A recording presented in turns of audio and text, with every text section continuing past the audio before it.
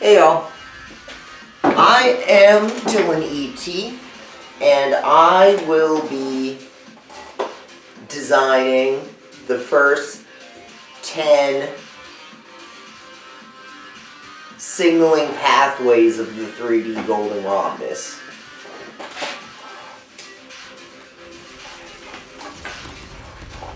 This is the anchoring 3D GR. This is tempo.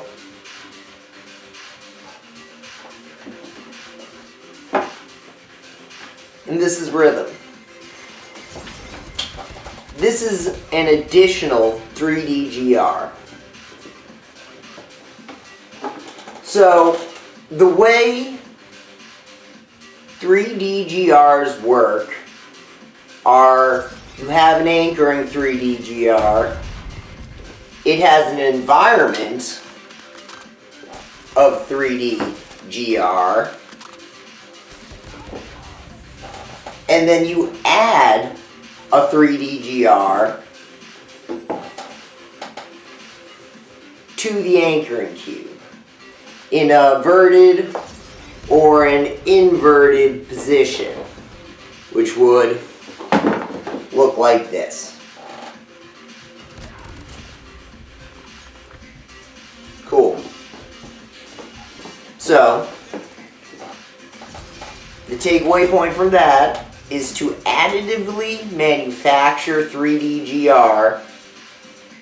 You place an additional 3D GR into a neighborhood on the anchoring 3D GR in an inverted or oriented position. So, the next step after an anchoring cube, a neighborhood, and an additional 3D GR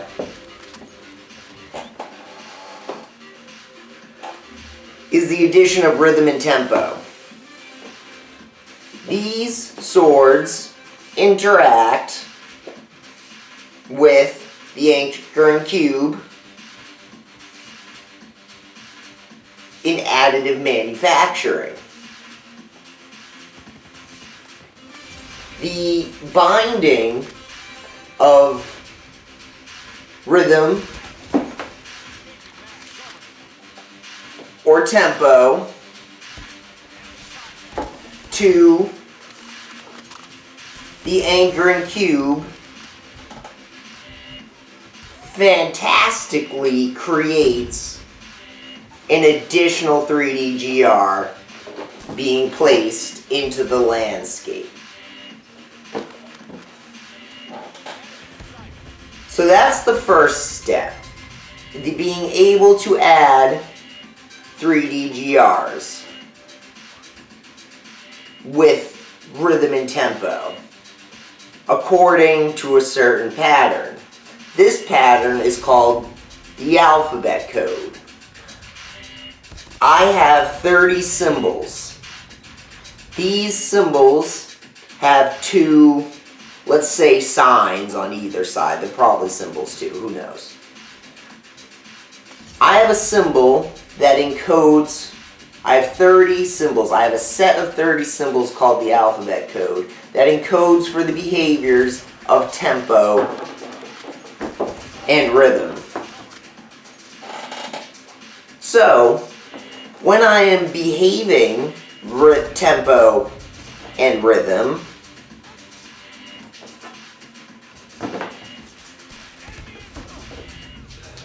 they interact with the anchoring cube, the anchoring 3D GR.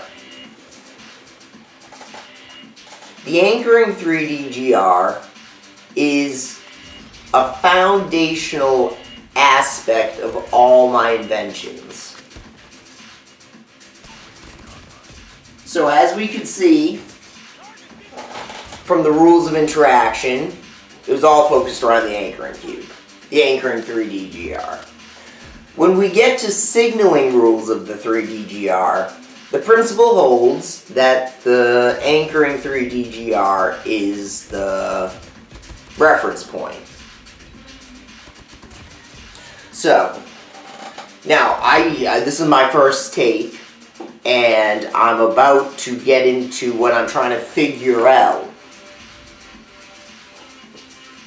So, I want to create the first 10 signaling pathways of the 3D-GR. To do that, I know I need the anchoring 3D-GR. I need a neighborhood of additional 3D-GRs. Or whatever.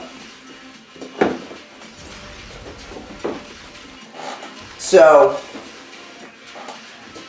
this represents the neighborhood. This represents the anchoring cube. And then I have rhythm and tempo. With rhythm and tempo, I can transmit signals. Somehow. This button, that's not a button. That's not encoded behavior.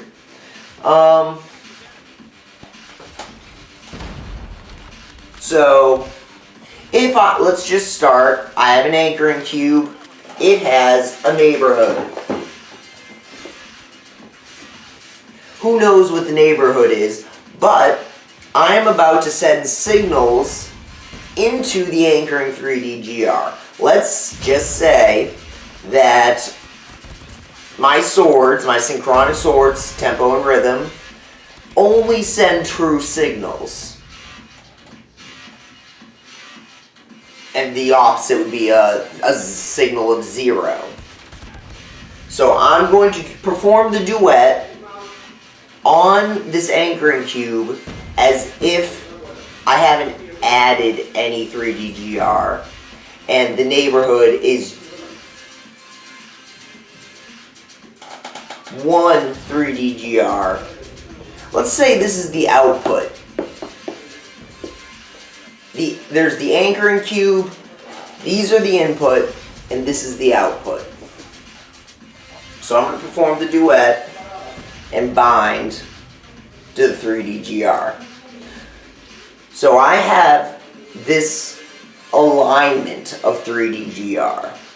I'm sending in 2 true signals into the anchoring cube, and this additional 3D-GR, the anchoring 3D-GR, is receiving 2 true signals from tempo and rhythm.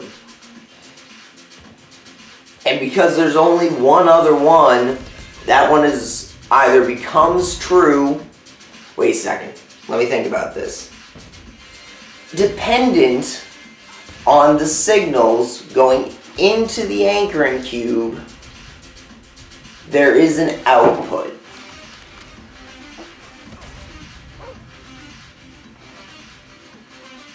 And there is a limited number of these things.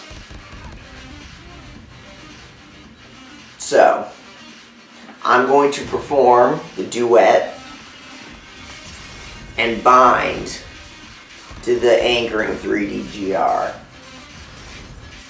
Now, there's 2 true signals going into the mystery box of the 3D-GR, and then there's this additional 3D-GR,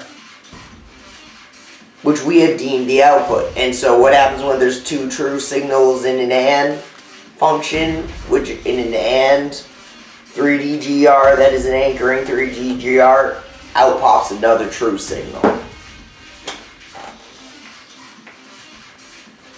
So that's theoretically what I'm trying to do right now.